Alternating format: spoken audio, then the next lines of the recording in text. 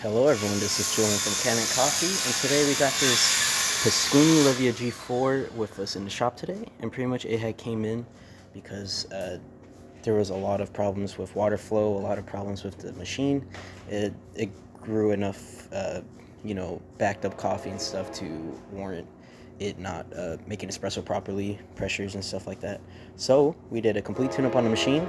We replaced your group head, replaced the gasket on your group head, cleaned out your machine by back flushing it, descaling also through the tank with our descaling solution.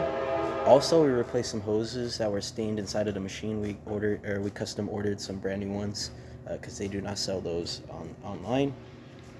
We did put brand new hoses in there, and we also replaced the water pump because the water pump was not working also. It was not wanting to pump water through the machine at all, just from age and heavily used machine.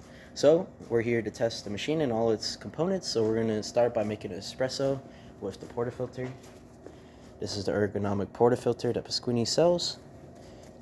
And we're going to use our test coffee for this. I did not measure or dial in this coffee, so if it runs too fast, runs too slow, do not worry about it.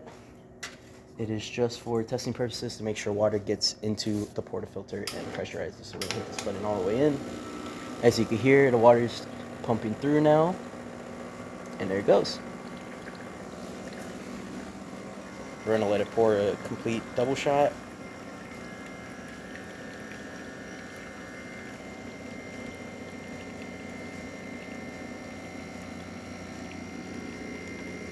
We're going to stop right there. As you can see, water is coming through the front. And of course, when you do bring this machine home, you could dial in coffee and pressures and stuff like that. We're just going to clean the front out. We're going to test the hot water function by just handing the lever down or up and down.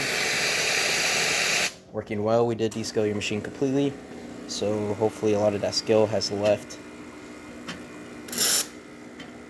your machine. Also, we're going to test the steam one by just hitting this lever. And as you can see, everything's working well.